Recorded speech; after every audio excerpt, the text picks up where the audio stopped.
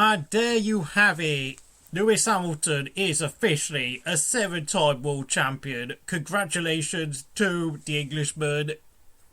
I never thought I'd see it in my lifetime, but I have now officially seen two drivers be crowned 7 times world champion. Michael Schumacher back at 2004 Belgium Grand Prix, when of course Kimi Raikkonen won the race, and Lewis Hamilton winning his 7th world champion whilst winning the race at the same time. And I've got to say this, we've seen many great drives from Lewis Hamilton in his 14 years in Formula 1, but today, when you take into account that Mercedes had very poor pace throughout practice and in qualifying, where you only managed to get the car into 6th place because of how far off the pace the car was in the green slippery conditions in practice on Friday, and then of course the wet conditions yesterday in qualifying. I think this is actually the greatest performance of his entire career. This whole weekend has to be better than the 2008 British Grand Prix, the 2018 German Grand Prix, and many other great races I could lift off if I had the time to look at what races he pulled off in his career. But today I'm going to give him 10 out of 10, and I think quite rightly he deserves driver of the day, because, you know, to pull out a 30-second gap on Racing Point, who arguably had the best car in the conditions for this weekend, absolutely outstanding, phenomenal. There are so many superlatives you could describe Lewis Hamilton's performance, race performance today, but just his whole career in general. I mean, look, the fact of the matter is, when you looked at those intermediate tyres, when he parked up in Parc Fermé, they were bold. They were basically a set of slick tyres on those intermediates. They were literally hard, burnt out slick tyres, and he made those tyres last for 52 laps. A truly extraordinary performance. The guy really does that, you know, say what you want about Lewis Hamilton, say what you think about all his activism and stuff like that, but as a racing driver today, he really did prove that he is well and truly the cream of the crop. On to second place, Sergio Perez. I'm going to give him 9 out of 10. Missed out on pole position yesterday whilst his younger teammate Lando Stroll grabbed his maiden career pole. Probably won't be happy about that. But in the race, you know, he spent most of the race trailing his teammate. Dropped back a little bit after his pit stop, but as everyone else dived into the pits, he then made his way up the field again, as other drivers such as Verstappen and Bottas in particular was spinning, and Albon of course also had a few spins himself, but Perez kept his head, and whilst the Ferraris did catch him towards the end, and it did look like Leclerc was going to get second place, Perez then was savvy enough to re-overtake Leclerc to take a well-deserved second place finish. A very strong weekend all round for the Mexican, and it would be an absolute crime if Sergio Perez is not in Formula 1 next season, because I mean, I'll get on to like his whole situation in another video, because I've got a race review to do. Third place, and taking his first podium of what has been a rotten season, Sebastian Vettel. And for the first time ever, I'm going to introduce decimal ratings, meaning that Sebastian Vettel gets 9.5 for his performance today. An outstanding start at the start of the race. You know, not only did he out-qualify Leclerc, but he made an amazing start where he just leaped straight up into 4th place, and very quickly got past Verstappen into 3rd place. A really an outstanding opening stint. And whilst, yes, he did struggle a little bit in the second stint, in the final phases of the race, he waited, kept, you know, whilst he did allow Leclerc to get past him, he waited very patiently for Leclerc to eventually making a hot move on Perez, which was overdone because, of course, once he overtook Perez around the outside, he ran wide, allowing both Perez and Vettel to nip past for the podium places. And that will be a very hard lesson learned for the young Monegasque driver. Fourth place, Charles Leclerc, 9 out of 10. Got out qualified by Vettel. Was very impressive when he did go and pit earlier on, when he went for the Inter tyres.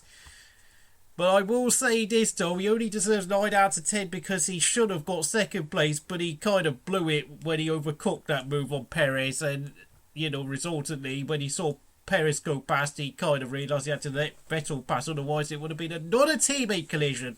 So, you know, all in all, I will say this, a very good weekend for Ferrari. Finally, a weekend where both drivers are able to bank a lot of points for the team in what has been a torrid season, and that surely has got to at least seal 6th place for Ferrari, and it has now put them back in the race to potentially nick 5th place off Renault, who had an awful weekend.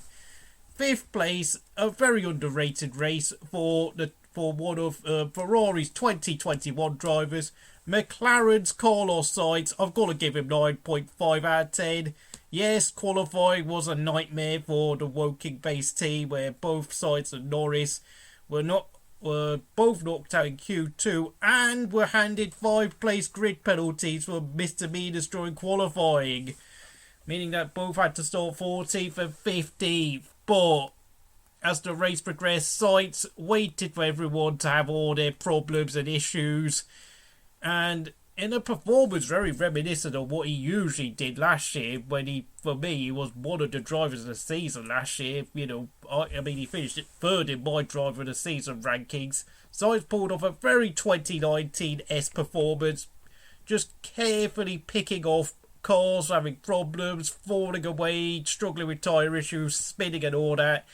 And he put in a 9.5 out of 10 performance today. 6th place. And someone who will be extremely disappointed, Max Verstappen. I mean, I know some people think this is a bit generous of me to give him this rating, but today was a 6 out of 10. He was fastest throughout practice, he was fastest throughout Q1, he was fastest throughout Q2 in the blinding wet conditions, but then in Q3, he bizarrely got stuck behind Kimi Raikkonen, which is really strange when, you know, with about 3 minutes to go, he could have easily just backed off Kimi and allowed himself a bit more breathing space in order to get a clean flying lap in. But then he insisted on trying to follow Kimi in the hopes that he would have the car speed to get past Kimi. But he couldn't get past because Kimi, of course, yesterday was very quick in qualifying, which was a ridiculous move, meaning that Max Verstappen qualified 2nd, giving pole position to Lance Stroll. And his race today was just really bad. I mean, yeah, earlier on he was very punchy, you know, but he couldn't quite get past Vettel. And then, of course, after his pit stop, he did try to get past Perez, but then for some strange reason he got extremely close up to Perez, following out of, in the 3rd near the back end of the circuit, coming out of what is basically, turn 11? But for some reason, he followed Perez so closely that he found himself blinded by Perez's spray, and then because of the fact there's so much dirty air coming off Perez's car, he did spawn. I mean, what a massive rookie error. Just, wow, goodness me, a weekend that I think Max Verstappen knows he should have dominated has turned into a total disaster. But I will say, because of his strong pace throughout this weekend, I'll give him 6 out of 10, but for me, he's absolutely blown it, totally blown it. I mean, to be honest, actually, you know what? I'm going to give him 5.5 out of 10 because this weekend has been a genuine flop for the young Dutchman. 7th place, Alex Albon. I'm going to give him 7.5 out of 10. A much improved all-round performance this weekend. And for a while he was actually running in front of Max. Very, very much a big improvement. But he did have 2 spins though. But of course, considering the conditions, I mean, a lot of drivers had a spin, so I won't be too harsh on him for that. And the fact of the matter is, he got 6 points. A much improved performance. And for me, that has massively improved his chances of getting a seat at Red Bull for 2021. And if he can drive like this in dry conditions, I can guarantee you he will be at Red Bull next season. Because this weekend, qualifying 4th, and of course,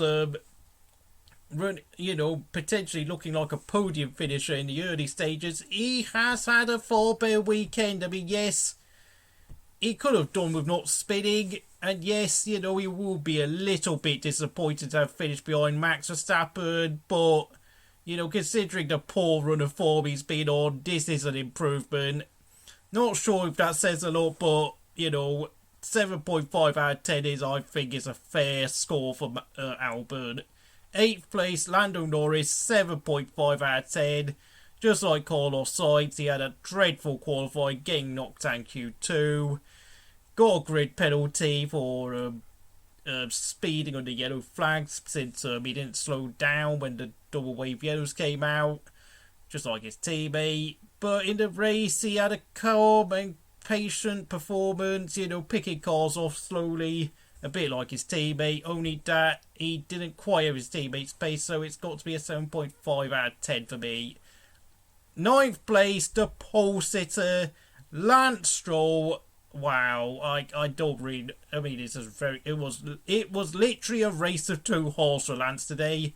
Dominated the first half of the race, looked like he was in cruise control, but then,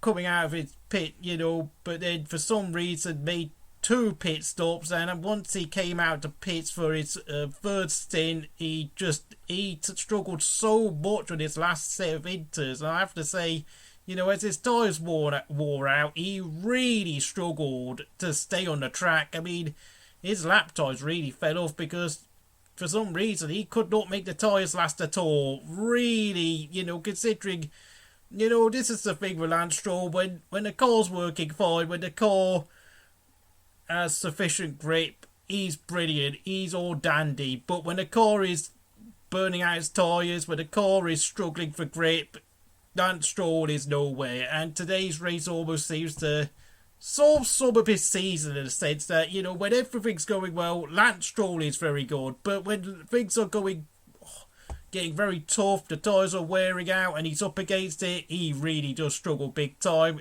So for me, it's got to be 7 out of 10, a very, a big disappointment considering, he scored his maiden pole position yesterday. Yeah. And then, of course, 10th place, Daniel Ricciardo, 6 out of 10. A very, very bitterly disappointing weekend for Renault. This season, Renault have been a real surprise package, considering I thought, okay, I don't think their car looks very good, but, especially in the hands of Ricciardo, Renault have been able to snatch so many brilliant results that no one expected them to get, particularly at the Nürburgring and at Imola, where Ricciardo scored 2 podiums. But today, they were absolutely nowhere. Their car just struggled in all conditions. There's just no pace, no real pace. I mean, yes, I know Ricciardo qualified 5th and 7th, 5th and 6th in qualifying yesterday, but I can't even remember now. But was it 4th and 5th, whatever it was? But regardless, Ricciardo, I think, had a spin or 2, went off the road a few times, and of course got caught up in that first lap collision with his teammate. Not a good one, mate. And I have to say, this has got to be one of Ricciardo's weakest weekends of this season. 11th place was his teammate Esteban Ocon, who will be no doubt be thrilled by the fact that he literally finished just behind his teammate. And of course, Ocon was the first of the lap runners and was the only driver to have picked a second set of wet compounds. But, because of that first lap incident, he really had he just struggled so much after that. I mean, with flat spots on his tyres. His first stint was always going to be a struggle.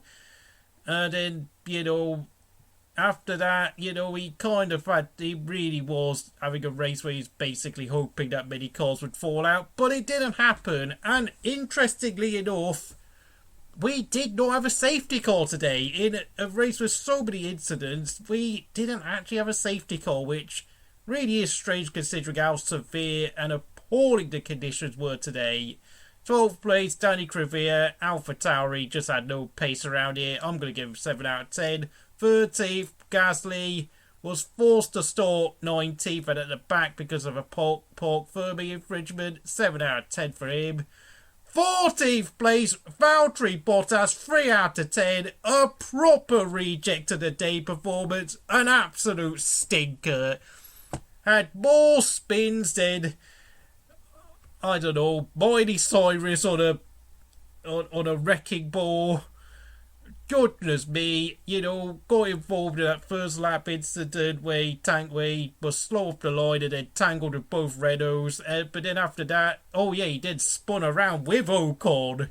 And once he spun around, he was absolutely nowhere. He got lapped by Lewis Hamilton to add to the salt in the wounds on the day his teammate became a 7-time world champion. Very ironic, isn't it? A day of contrasting fortunes for the Mercedes drivers. Lewis Hamilton puts in one of the very best performances of his whole career to become a 7-time champion, whilst Bottas put in a proper stinker. A performance fitting of what Felipe Massa pulled off at Silverstone back at 2008 Silverstone when he was in a championship fight. Only, of course, Massa was able to get the championship fight to the final round, whilst Bottas has once again failed to get to the championship to the final round, despite having the same car as Lewis Hamilton. A real disaster today. And I've also got to say, last year he lost the championship with 2 rounds to go, whilst this year he has lost the championship with 3 rounds to go on a 17-race calendar. Just let that sink in for a moment, because, for me, Valtteri Bottas is incredibly lucky to have a 2021 seat at Mercedes. He is in his 8th season of Formula 1. He has now got 9 wins in F1, all because, of course, he's in a dominant Mercedes. He won no races in 2018 and finished behind both Kimi Räikkönen and Max Verstappen in the driver standings for 2018. And my goodness me, my God, he had a proper stinker that year. And frankly, if it wasn't for the fact that Esteban Ocon is clearly an average driver, and the fact that George Russell isn't quite ready for that seat at Mercedes, he would have been well gone by now. But because, of course, neither Ocon nor Russell are suitable for the second seat at Mercedes, he's going to be there again next year. And my God, I just hope some team in the midfield, or just Red Bull in general, are able to step up their performance and produce. And with the regulation changes to the floor of the car and some of the bodywork that they have to do to modify the car to reduce downforce, and because of course they are grandfathering the 2020 chassis for 2021, I hope some team out there can pull off a miracle and close the gap dramatically to Mercedes, because it's official. It is very clear to see that Valtteri Bottas is a bang average driver in a top car. It is utterly pathetic. Just absolutely, oh my goodness me, Valtteri Bottas, and if anyone wants to know my driver of the season rankings, he is actually dropped out of the top 10. That's how bad of a season he's having. 15th place, Kimi Räikkönen, one of the stars in qualifying yesterday when he qualified 7th, and had been, very, very fast in qualifying in the dreadful conditions yesterday. And Alfa Romeo, I have to say, had a horrible role reversal of their typical 2020 type season, in that usually, like we saw at Imola 2 weeks ago, they would be miles off the pace in qualifying and basically finishing bog last. But then in the race, we would get past a lot of cars, we would show a lot of strong race pace, overtake a lot of people, and finish in the points like Raikkonen and Giovinazzi did in finishing 9th and 10th at Imola last time out. But today we had an absolute stinker. Both drivers lost places off the start line, and then shortly afterwards Giovinazzi's car broke down whilst Kimi Raikkonen had no race pace, couldn't get any temperature into the tyres or the brakes, had quite a few spins and quite a few offs, and ended up finishing 15th. So, you know, I mean, I kind of don't know what to say, really. You know, he was very quick in qualifying, but today I've got to give Kimi a 6.5 out of 10. Just, I know the car wasn't working, but today Kimi just had a stinker, and jeez, it really was a bit of a crushing blow to watch his performance today, because he was so quick in qualifying yesterday, and Alfa Romeo looked so good for the race. And their car just turned out to be, just worked like a pile of rubbish in race conditions. Just, I don't want to say any more. 16th place, George Russell, 7 out of 10. Got knocked out in Q1, but again, you know, for, what was it now? How many but a 35th consecutive race, he out-qualified his teammate again, so I suppose he's got that notch on his belt. But in a race, you know, he was running up in around 12th and 13th, but of course, as the track dried out a bit, you know, he gradually fell back because, of course, the Williams' race pace, as we know, is terrible, and there wasn't much he could do, so I'm just going to give him 7 out of 10. And then in 17th and in last place, Kevin Magnussen, 7.5 out of 10. And was running in the points for a long time, but then, of course, had that disastrous pit stop where the team had to wheel him back into the pits because apparently I think they couldn't get a tyre on properly, and then after that the car was just utterly abysmal. And it's safe to say this, Haas are probably going to finish 10th and last in next year's Constructors' Championship, because without Magnussen and Grosjean to pull off a few miracle performances like they did at Hungary and at the Nürburgring, I don't think they're going to score any points next year, and frankly my money is on Williams to score a fluke result instead of them, because of course with potentially Mazepin and Mick Schumacher coming, they are going to have the worst season ever next year. And frankly I think it could well be if Haas want to save their faces and, you know, earn a bit of prize money, I think they should go after Sergio Perez, because, you know, I know, yes, I mean, Mick Schumacher arguably deserves a seat in Formula 1, but I don't think Mick Schumacher is that ready for Formula 1 at all, you could argue, because Mick Schumacher's kind of a bit average, despite the fact that, you know, he is leading the Formula 2 championship since I think he's only had one pole position or no pole positions in Formula 2 this year. So yeah, really bad times ahead for Haas. And then of course the first retirees, Roman Grosjean, 6 out of 10. Spun in qualifying, spun in the race. Didn't look impressive whatsoever in the damp conditions. I know, yes. I mean, to be fair, you know, I mean, at this point in his career, do I expect any better? No, absolutely not. Roman Grosjean is washed, and, you know, as I've said before, his time in F1 has well and truly come to an end, and frankly, today's performance pretty much confirmed it. Although, of course, I will say the car he is driving is a pig, so at least I'll give him that.